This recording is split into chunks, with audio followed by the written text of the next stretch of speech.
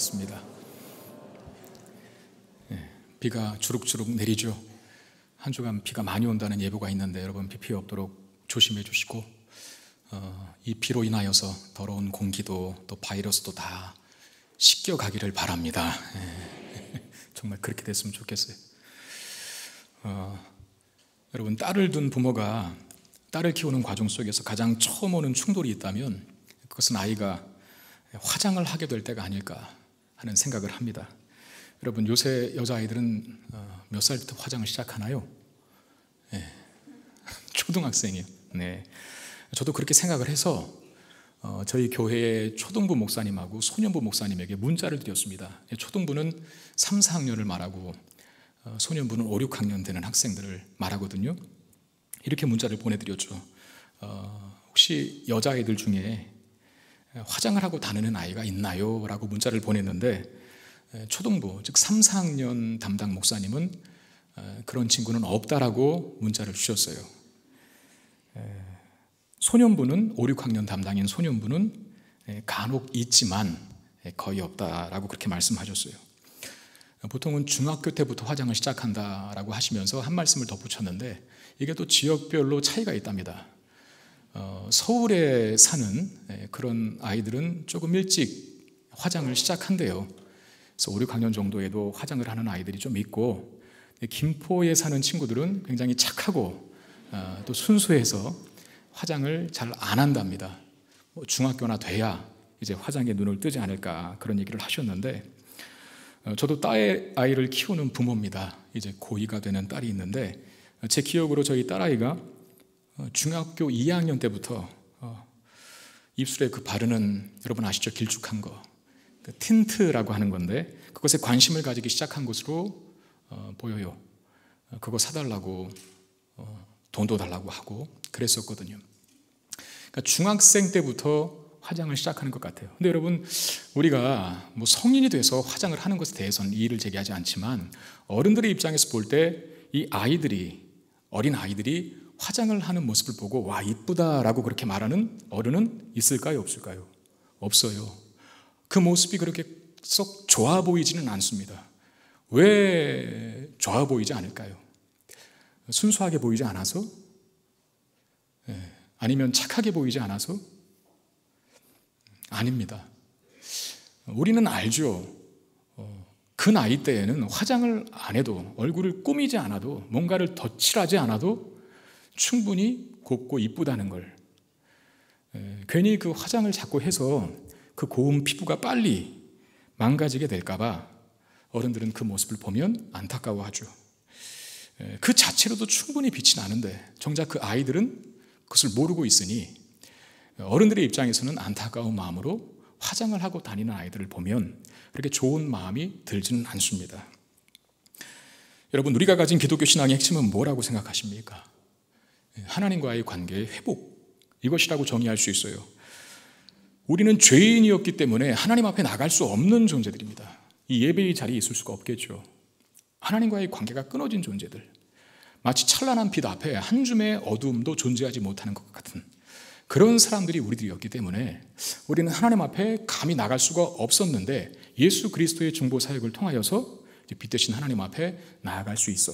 그 관계가 회복되는 것, 그게 바로 기독교 신앙의 본질입니다. 어느 정도로 하나님과 우리와의 관계를 회복시켰냐 하면 우리가 하나님의 자녀가 되었고 하나님이 우리의 아버지가 되는 정도의 회복. 단지 지옥 가지 않게 할게, 너 저주하지 않을게, 내가 너 싫어하거나 미워하거나 증오하지 않을게 정도가 아니라 우리를 자녀 삼아주셨다는 것입니다. 여러분, 하나님께서 우리의 아버지라면 그 아버지 된 하나님을 한번 곰곰이 묵상해 보십시오. 그분은 온 세상을 창조하시고 만드신 창조주이십니다.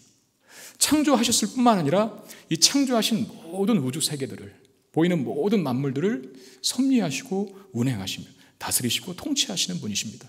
그의 지혜로, 그의 능력으로 그렇게 하시죠. 하나님은 그야말로 그 영광과 그 위대하심이 한이 없고 그 위엄과 존귀가 다함이 없는 분이십니다. 여러분, 그분이 우리의 아버지 되시는 하나님이셔요. 우리에게 이 믿음이 있다면 내가 하나님의 자녀고 그런 놀랍고 위대하신 하나님이 나의 아버지 되시는 그 믿음이 있다면 우리는 삶 속에서 날마다 이 고백이 끊이지 않아야겠죠. 여호와는 나의 목자시니 내게 부족함이 없으리로다. 뭔가를 더하지 않아도 하나님만으로 충분합니다. 이런 고백을 할 수 있다는 거예요.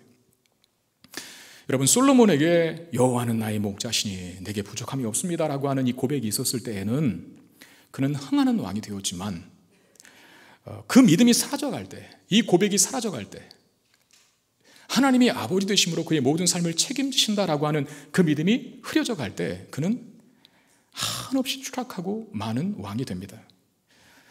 오늘 본문은 솔로몬의 타락이 굉장히 본격화하는, 구체화되고 표면화되는 그런 내용을 담고 있어요. 이전까지 우리가 솔로몬을 그 행적을 살펴보면서 여러 가지 안 좋게 흘러가는 어떤 신호들은 발견했지만 11장에서는 물론 11장으로 솔로몬의 이야기는 끝이 납니다. 이 11장에서는 솔로몬의 타락이 그야말로 적나라하게 드러나고 있다는 것입니다. 솔로몬이 하나님께로부터 그 마음을 돌이켰다라고 하는 표현, 하나님께로부터 그 마음이 돌아섰다라고 하는 표현이 계속해서 반복되고 있고 심지어는 솔로몬이 우상을 숭배하기까지 합니다.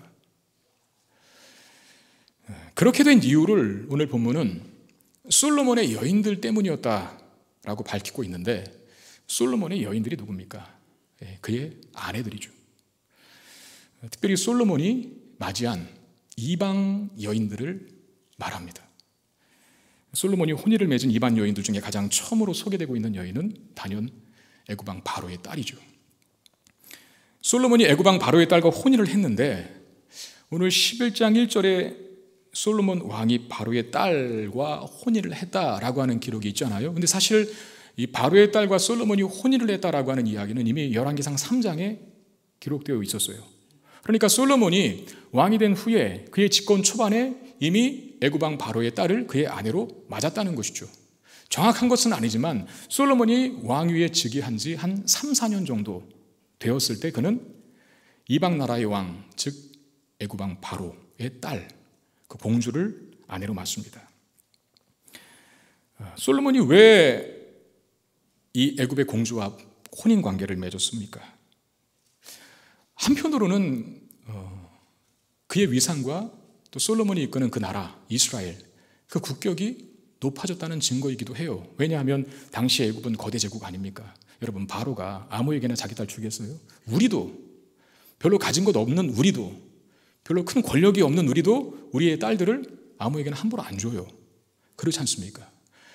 당시의 거대 최강대국인 애굽 왕 바로가 자신의 딸을 한 나라의 왕에게 주었다는 것, 그러므로 혼인 관계를 맺었다는 것은 솔로몬과 그의 나라, 즉 이스라엘이 그만큼 그 위상이 높아졌다는 반증이기도 합니다. 그러나 한편으로는 솔로몬이 이방 나라의 여인들과 혼인 관계를 맺은 것은 어쩌면 애굽이라고 하는 이 강력하고 또 거대한 제국이 가진 그 힘을 두려워했기 때문입니다. 그리고 또 하나, 그 거대한 세상의 힘을 의지하여 그 힘으로부터 안전을 보장받고 싶은 마음이 있는 것이죠. 여러분, 사실은 현대에도 이런 흐름들이 그렇게 크게 고대 쪽과 달라진 것 같지는 않아요. 그렇잖아요. 우리나라도 그렇잖아요. 당시에는 혼인관계, 왕과의 혼인관계를 통해서 강력한 나라들로부터 보호를 받는 하나의 정적인 동맹, 그런 수단이었거든요. 그러므로 솔로몬이 바로의 딸과 혼인한 이후 바로에게 공격을 받지 않을 뿐만 아니라 바로의 힘을 통해 보호를 받고 싶은 마음이 그에게 있었기 때문입니다. 이런 목적을 가지고 바로의 딸과 혼인을 하게 되는데 여러분, 우리는 그런 혼인 관계를 뭐라 합니까? 정략적인 또는 외교적인 혼인 관계라고 그렇게 이야기를 합니다. 이렇게만 본다면 솔로몬에게 사실은 이방 여인과 결혼한 이후, 특별히 애굽 왕 바로의 딸과 결혼한 이유에 대해서 아무런 문제가 없습니다. 왜? 오히려 솔로몬의 어떤 외교적 능력을 보여주는 것 아닙니까? 당시에 그냥 세상의 관점에서 일반 사람의 눈으로 봤을 때 솔로몬의 통치는 참 탁월한 거예요. 강대국과 혼인 관계를 맺어 그 나라로부터 공격받지 아니하고 오히려 보호를 받는다라고 하는 것은 백성들로 하여금 야, 우리 왕 참 외교 잘한다, 정치 잘한다라고 칭송을 받을 만한 일이라는 겁니다. 근데 여러분, 이스라엘에게 있어서 이방 여인과의 혼인은 단순히 외교적인 차원에서만 접근해서는 안 됩니다. 다른 나라면 모를까, 이스라엘만큼은 외교적인 차원에서 이방 나라의 여인들과의 혼인 관계를 이해해서는 안 된다는 거예요. 이스라엘에게 있어서 외교적 목적과 어떤 정치적 이유 이외에 또 하나 반드시 거쳐야 할 과정, 그게 뭡니까? 바로 신앙적인 차원에서의 점검이라는 것입니다. 여러분, 이스라엘에게 있어서 외교적이고 어떤 정략적인 목적이라는 말에는 항상 조심해야 할 함정이 있어요. 그게 뭐겠습니까? 하나님보다 보이는 세상의 힘을 더 의지하게 될 그런 위험성이 있다는 것입니다. 솔로몬이 바로의 딸과 혼인을 한 이후에 후군 700명과 첩 300명을 두게 됩니다. 여러분, 이렇게 많은 아내들을 단번에 짧은 시간 안에 드릴 수는 없는 거겠죠. 솔로몬이 40년 동안 집권을 하게 되는데 그 40년 동안 줄기차게 아무튼 이방 나라의 여인들과 이 혼인 관계를 지속해 왔던 것으로 보입니다. 그 역시도 바로의 딸과 혼인한 목적과 동일합니다. 정략적이고 정치적인 외교적인 목적 때문에 그리한 것이죠. 여러분, 1000명의 아내를 얻게 되었다는 그 말에 1000이라고 하는 숫자, 물론 이 1000명의 아내가 사실상 숫자적인 의미인가 아니면 상징적인 의미인가라고 하는 부분에 대해서는 학자들마다 이견이 있어요.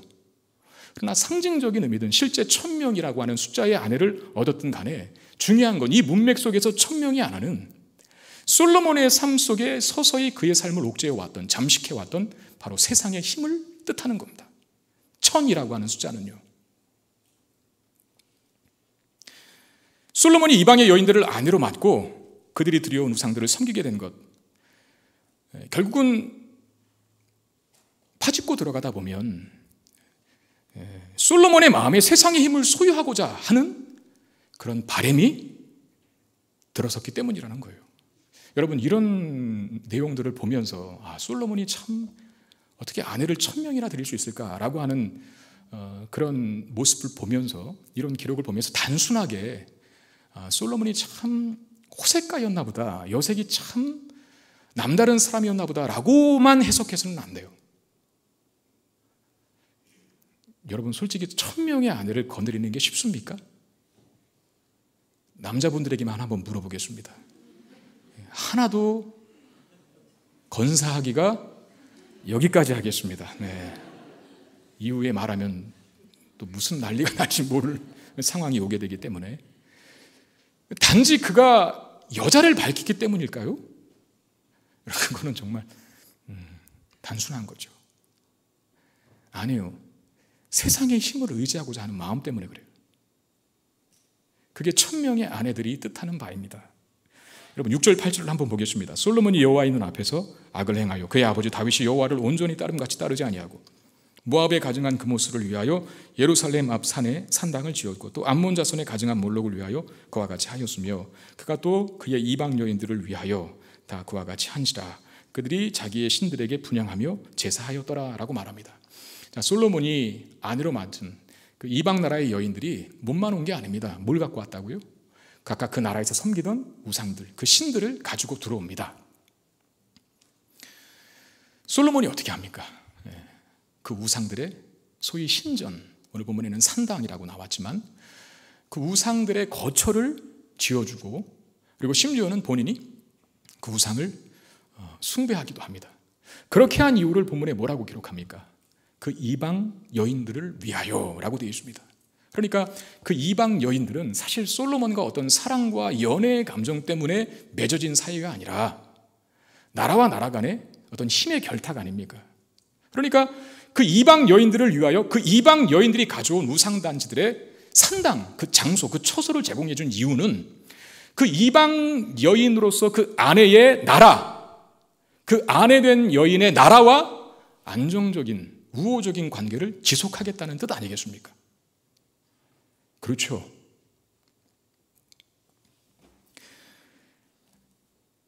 일종의 어떤 외교적인 그런 노력, 이것으로 산당을 지어주는 행위를 했던 것이죠. 여러분, 우리가 알다시피 솔로몬은 여호와 하나님에 대한 신앙을 가지고 있었던 사람입니다. 집권 초반에 그는 하나님 앞에 1000번제를 드려요. 1000번제를 드린 이유는 제가 말씀드렸다시피 하나님 앞에 자신의 한계를 인식하고 절박히 그 은혜를 구하는 차원에서 드리는 겁니다. 그러니까 집권 초반이라 그랬어요. 그 출범이 그렇게 안정적이지 못했던 솔로몬이 의지할 대상이라고는 하나님밖에 없었어요. 하나님, 저는 어리석습니다. 제 힘과 능력으로는, 제 스스로의 힘으로는 이 이스라엘, 이 나라를 잘 치리할 능력이 없사오니 주여 저에게 은혜를 주옵소서. 그 은혜가 지혜로 나타난 것 아닙니까? 하나님, 저에게 지혜를 주셔서 저의 힘으로는 안 되는 이 이스라엘을 통치하는 일 잘 행할 수 있도록 도와주십시오 라고 하는 그 절박함의 표현이 바로 1000번제였습니다. 1000이라고 하는 숫자, 믿음이 있었을 때 그 1000이라고 하는 숫자는 하나님을 향한 솔로몬의 신앙이었어요. 간절함과 절박함이었어요. 그러나 지금 오늘 본문에 등장하는 1000명의 아내는 그거 다 잃어버리고 세상의 힘을 의지하는 솔로몬의 크기예요. 1000번제를 드림으로 자신의 신앙을 표현했던 솔로몬, 그가 신앙이 있었었는데, 그리고 아버지 다윗의 소원이었던 예루살렘 성전을 짓는 일 그가 해내지 않습니까? 그리고 성전이 완공된 후에 봉헌식을 올려드리면서 하나님 앞에 그가 7가지의 기도 제목을 올려드렸죠. 우리가 2주간에 걸쳐서 살펴보았지 않습니까? 정말로 그의 기도 속에 그의 신앙이 다 녹아있죠. 여러분, 뭐 전부 다 그런 건 아니지만, 이것이 100% 맞는 말일 수는 없지만, 저 같은 목회자들은요, 어떤 분이 기도할 때 그 기도의 내용만 들어봐도 그분의 어떤 신앙의 성장 상태를 어느 정도는 파악합니다.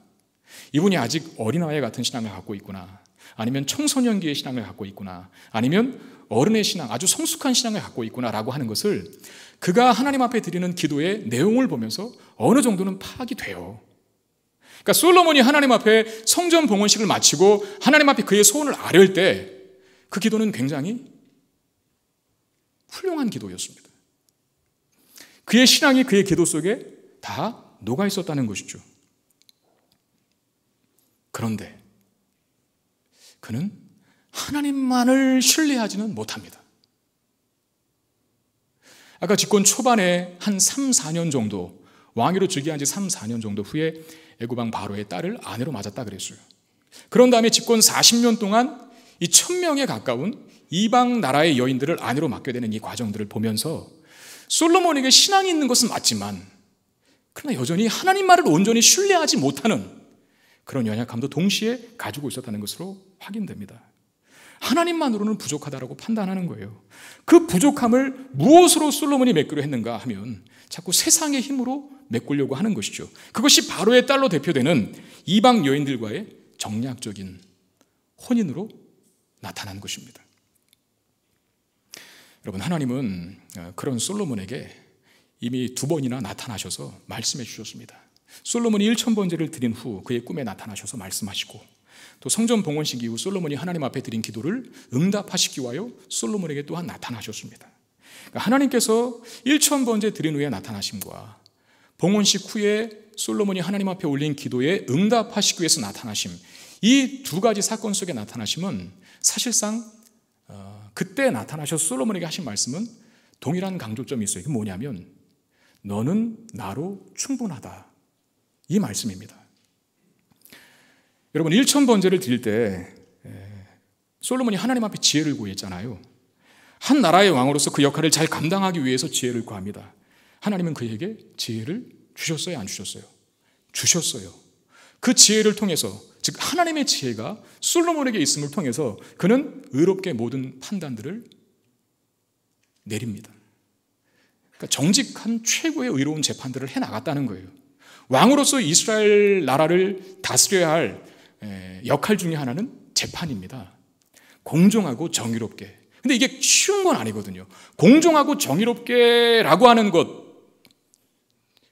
이 전제 위에 어떤 재판을 할 때에는 그야말로 누구도 이의 없이 할 수 있는 그런 실력이 있어야 되는데, 인간의 지혜로는 때로 어떤 문제를 판단할 때 이쪽이 울면 저쪽이 웃고 저쪽이 웃으면 이쪽이 울게 되는, 보통 우리가 그것을 또 풍선 효과라 그러지 않습니까? 여기 죽이면 저기가 또 살아나고 저기 죽이면 여기가 또 살아나는, 그게 인간의 한계고 아주 심각한 문제가 갖고 있는 딜레마죠.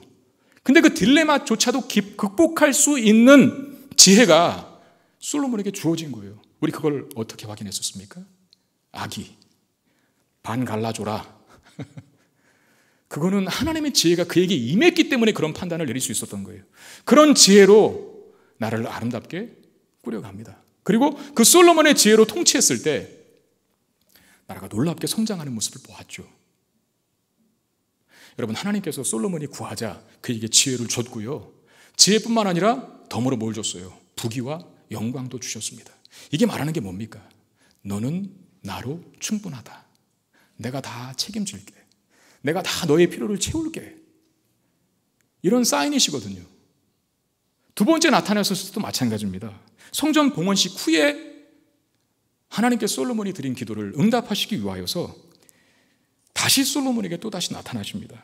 그때 가르침은 조금 더 강력하게 선포되는데, 무엇이었습니까? 네가 나에게 마음을 온전히 주면, 변질되지 아니하고 나를 사랑하고 네 마음을 다하여서 내 명령, 내 계명, 내 율례에 순종하면 네 왕위는 내가 책임진다. 견고할 것이다. 무너지지 않은 왕위를 허락할 것이다 라고 약속해 주시면서 이후에 더 많은 강력한 경고의 말씀으로 뭐라 그러셨어요? 만약에 네가 그러지 않고 네가 나로부터 마음을 돌이키고 나를 떠나서 다른 신들을 섬기게 되면 너와 네 백성들은 이 땅에서 쫓겨남 당할 것이고, 또 뭐라 그랬어요? 네가 갖다 바친 그 성전, 그 건물 내가 다 던져버리겠다 라고 말씀하셨어요. 여러분, 1,000번제를 드린 후에 내가 내게 뭘 줄고 하면서 칭찬으로 하나님께 솔로몬에게 나타나셨던, 아니면 또 다른 신 섬기면 폭삭 망한다 라고 하는 경고의 말씀으로 나타나셨던 간에 솔로몬에게 이전에 2번 나타나시면서 하나님께서 솔로몬에게 말씀하신 그 말씀의 강조점은 동일합니다. 뭡니까? 너와 이스라엘은 나로, 즉 하나님만으로 충분하다. 그 뜻 아니겠습니까? 솔로몬은 외형적으로 가장 찬란한 시대를 집권한 왕이었습니다. 평화의 시대가 도래했고 물질적인 부를 아주 충만하게 누렸습니다. 우리가 보았잖아요. 금으로 도배된 장이 있었다는 거. 금. 사실 하나님께서 주신 것들입니다. 하나님은 솔로몬에게 하나님만으로도 부족하지 않다는 사실을 그의 집권기 동안에 그의 두 눈에 똑똑히 확인시켜 보여주셨어요. 하나님만으로 뭐가 부족했습니까? 다 채워주셨는데, 그럼에도 솔로몬은 하나님만으로 만족 못합니다. 그 불만족과 불안함을 무엇으로 달랜 겁니까? 무엇으로 채운 겁니까? 이방 나라들과의 외교적 동맹, 그것으로 채우려고 했던 것입니다. 여러분, 우리는 그런 질문을 해봐야 합니다. 정말 하나님이 아닌 세상이 우리를 지켜줄 수 있는가? 세상의 힘이 우리의 보호자가 될 수 있겠는가 하는 질문입니다. 바로의 딸과 또 1,000명에 이르는 이방 나라의 여인들과 혼인을 맺게 된 궁극적인 목적, 솔로몬은 그들로부터 안전과 행복을 보장받고 싶었던 것이죠. 세상의 힘이 두렵고 또한 부러워서 바로의 딸과 혼인을 맺고 이방 나라의 여인 1,000명과 결혼을 합니다. 행복과 안전을 보장받기 위해서. 그러면 그 세상의 힘이 솔로몬이 지켜줄까요? 세상의 힘이 우리의 진정한 보호자가 될 수 있을까요? 답은 아실 것입니다. 그렇지 않다는 것을. 여러분, 열왕기상 11장부터 솔로몬의 타락 기사가 이어지고 11장 14절부터 40절까지의 내용을 보면 솔로몬에게 3명의 대적이 등장하는 이야기가 있습니다. 에돔 사람 하닷이라고 하는 인물과 엘리아다의 아들 르손, 그리고 우리가 잘 아는 솔로몬의 신하였던 여로보암. 이 여로보암이 솔로몬 죽고 그 아들의 르호보암이라고 하는 왕이 되었을 때, 유다의 왕이 되었을 때 갈라지잖아요. 북쪽의 10개의 지파를 통치하는 왕이 되는데 그 사람이 바로 여로보암이라고 하는 사람입니다. 근데 놀라운 것은 첫 번째 등장했던 에돔 사람 하닷이라고 하는 대적과 이 여로보암, 세 번째 인물인 여로보암이 다 솔로몬의 대적이 되는데 어디서 그 대적이 될 만한 힘을 얻냐면 애굽에서 그 힘을 길러요. 여러분, 이게 참 아이러니입니다. 왜냐하면 솔로몬이 애굽의 힘을 의지하여 그의 딸과 혼인관계를 맺은 거거든요. 그런데 나중에 등장하는 솔로몬의 대적들도 어디서 그 힘을 길렀다고요? 솔로몬을 대적할 애굽에서. 이게 뭘 말합니까? 세상은 진정한 보호자가 아니라는 거예요. 배신합니다. 칼에 등 꽂습니다. 아니죠. 칼에 등 꽂다? 등에 등에 칼을 꽂습니다. 이게 세상이에요. 누가복음 15장에 보면 그 유명한 이야기 있지 않습니까? 돌아온 탕자로 유명한 말, 둘째 아들의 이야기가 나옵니다. 그 둘째 아들이 아버지의 품을 떠나서 세상으로 나가는 거예요. 여러분, 아버지의 품을 떠났다, 그 예수님께서 말씀하신 비유거든요. 비유 이야기. 아버지의 품을 떠나 나갔다라고 하는 것은 세상으로 갔다는 것을 상징해요. 아버지에게 자신의 유산을 미리 달라고 해서 그 돈을 갖고 세상으로 나갑니다. 아버지의 품을 떠나서 세상으로 나아가면, 돈만 갖고 세상으로 나아가면 그야말로 자유와 행복이 보장될 것을 기대하고 그렇게 한 거예요. 그런데 둘째 아들에게 찾아온 것은 그야말로 진정한 자유와 행복이 아니라 억압과 빈곤이었습니다. 돼지들이 먹는 쥐염 열매조차 먹지 못하는 그런 억압과 굶주림과 빈곤과 허덕임에 시달렸죠. 여러분, 그게 말하는 게 뭡니까? 믿었던 세상이 그를 배신한 거 아닙니까? 자신이 살 길은 다시 아버지 품으로 돌아가는 것밖에 없다라고 하는 그 사실을 깨닫고 아버지 품으로 돌아오게 됩니다만, 그 사건이 말해주는 것, 우리에게 있어서 진정한 보호자는 하나님 한 분밖에 없다는 것을 가리키면 동시에 세상은 하나님이 아닌 그 어떤 것도 우리에게 진정한 안식과 보호를, 평안을 공급할 수 없다는 것을 우리에게 교훈하는 것이죠. 여러분, 솔로몬의 오늘 본문 이후에 이제 본격적으로 타락하기 시작한 이방 나라의 여인들이 가지고 온 그 신상들을 섬기고 또 산당을 지어주는 이 끝간데 모르는 이 타락 이후에 솔로몬의 삶을 평가한 나머지 내용들은 아까도 우리가 확인했지만 솔로몬의 대적이 등장하는 거였어요. 세상의 힘을 의지하면 행복을 얻을 줄 알았는데, 더 큰 부귀와 영화를 누릴 줄 알았는데 공격이 시작되네요, 세상에. 그리고 그렇게 많이 누렸던 솔로몬의 어떤 화려함, 부요함, 그 찬란한 영화로움은 더 이상 언급되지 않습니다. 그리고 41절부터 마지막 43절까지는 솔로몬이 죽었다라고 하는 이야기로 끝이 나요. 허무하죠.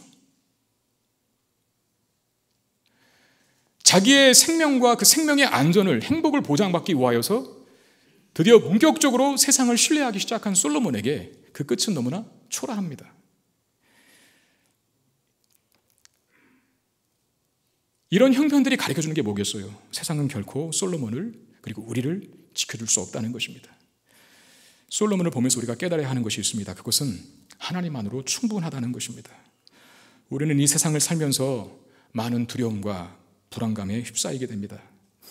어떻게 하면 잘 먹고 잘 살 수 있을까? 먹고 사는 문제에 대해서 염려하고, 또 어떻게 하면 남 못지 않은, 남 부럽지 않은 그런 성공을 쟁취할 수 있을까라고 하는 그런 지극히 세상적인 기준에 있어서의 염려와 걱정과 근심에 우리의 마음을 빼앗깁니다. 세상 속에 살면서 세상이 주는 두려움에 사로잡히게 된다는 거예요. 그리고 나름대로 대안을 정하는데 뭐겠습니까? 돈이 있어야 돼. 권력이 있어야 돼. 명예가 있어야 돼. 인간관계가 좋아야 돼. 라고 하면서 나름대로 세상에 살면서 세상이 우리에게 던져주는 두려움을 극복하기 위한 대안을 설정을 해놓아요. 여러분, 제가 여러분들이 열심히 살아가는 그 삶, 거기에 이의를 제기할 생각은 추호도 없습니다. 그러나 우리가 열심히 산다는 것이 하나님보다 앞서 있다면 그건 문제예요. 하나님이 아닌 다른 그 무엇이 나의 안전과 나의 행복과 나의 성공을 이 땅에서 어떻게 하면 잘 먹고 잘 살 수 있을까, 내가 성공할 수 있을까라고 하는 가치의 기준이 된다면 그건 신앙이 아닙니다. 솔로몬처럼 우리도 1000명의 아내를 두고 있는 것과 마찬가지예요. 솔로몬이 둔 1000명의 아내는 뭘 상징한다 그랬습니까? 세상의 힘이거든요. 하나님만으로는 만족하지 못하니, 하나님만으로는 충분하지 않으니 세상에게 자꾸 기웃기웃대죠. 우리도 마찬가지입니다. 하나님이 앉아 있어야 할 자리에 다른 그 무엇이 앉아 있다면 그게 바로 솔로몬이 섬긴 우상입니다.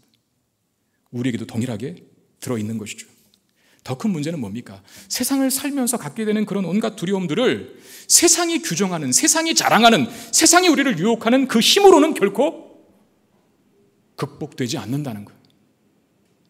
솔로몬이 세상의 힘을 의지했지만 결국 대적자들 또한 세상의 힘을 빌려 길러줬잖아요. 등에 깔이 꽂혔지 않습니까? 우리가 의지했던 돈, 우리가 의지했던 명예, 우리가 의지했던 권력, 이것만 있으면 행복할 줄 알았을, 이것만 있으면 내가 나의 안전이 보장된다라고 믿었던 그 무엇은 반드시 우리의 뒤통수를 치게 돼 있어요. 돈을 사랑하는 사람은 돈 때문에 망합니다. 명예와 권력을 탐하는 사람은 그것 때문에 허무한 인생으로 끝이 납니다. 인간관계에 목매였던 사람들은 그 인간관계 때문에 돌이킬 수 없는 마음의 큰 상처를 받죠. 그게 세상이에요. 여러분, 우리로 하여금 우리에게 진정한 만족과 행복을 주실 수 있는 유일한 대상은 하나님 한 분밖에 없다는 사실, 여러분 믿으시기를 바랍니다. 하나님이 이미 솔로몬에게 확인시켜 주셨잖아요. 아주 많은 부분에 있어서. 사실상 그 솔로몬의 인생을 돌이켜보면 그는 왕위에 앉을 자격조차 없었던 사람입니다. 여러분, 솔로몬의 어미가 누굽니까? 밧세바잖아요. 밧세바가 어떤 인물인지 아시죠? 다윗이 그 음욕을 절제하지 못하여 간음하여 아내로 삼았던 여인이 바로 밧세바입니다. 사실 밧세바의 남편은 다윗의 충신이었던 우리아의 아내였어요. 우리아라고 하는 사람이 그 밧세바라고 하는 여인의 남편이었어요. 다윗이 그를 죽이면서까지 그 간음한 여인을 아내로 삼습니다. 바로 그 어떻게 보면 굉장히 어둡고 추잡한 이력을 갖고 있는 여인의 아들이 바로 솔로몬입니다. 여러분, 궁에서 생활하면서 그런 자신의 출신 성분이 얼마나 핸디캡이 되었겠어요. 장애가 되었겠어요. 생각해 보세요. 그리고 서열상으로도 솔로몬은 왕이 될 자격이 없는 사람입니다. 첫째, 둘째, 셋째, 다윗의 첫째 아들, 둘째 아들, 셋째 아들이 죽고 넷째 아들인 아도니아가 깃발을 들였죠. 그리고 아도니아에게 그 당시의 힘과 어떤 권력이 붙었어요. 기본적인 상식으로는 아도니아가 왕이 되는 게 맞습니다. 그런데 솔로몬이 왕이 돼요.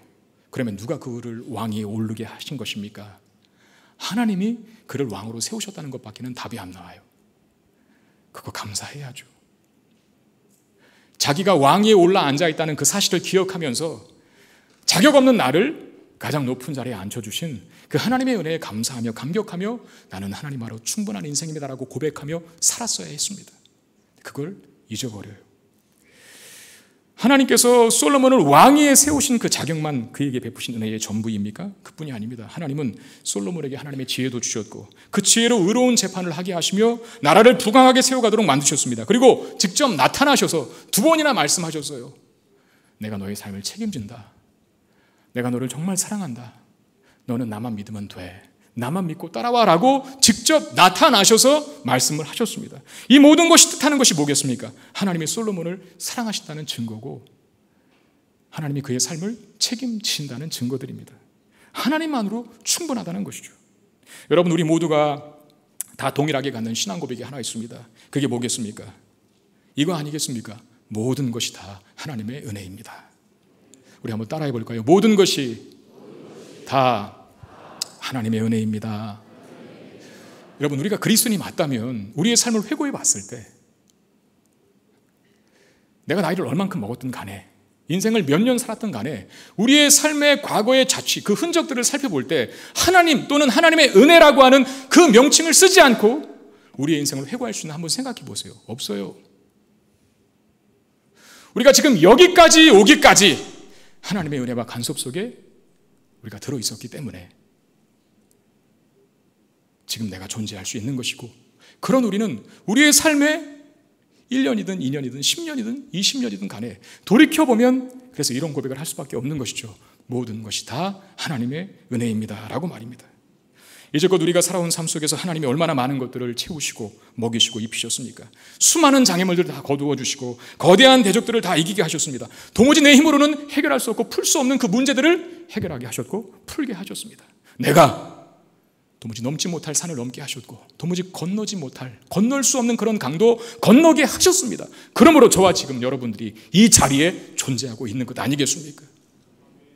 우리의 삶의 작은 과거의 흔적만 봐도 모든 것이 다 하나님의 은혜입니다. 하나님의 은혜로 여기까지 왔습니다. 그러니 저는 하나님만으로 충분합니다. 얼마든지 고백할 수 있다는 거예요.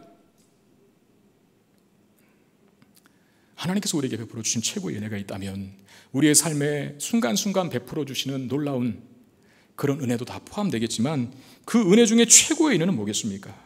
하나님께서 우리를 위해서 그의 아들을 주신 것입니다.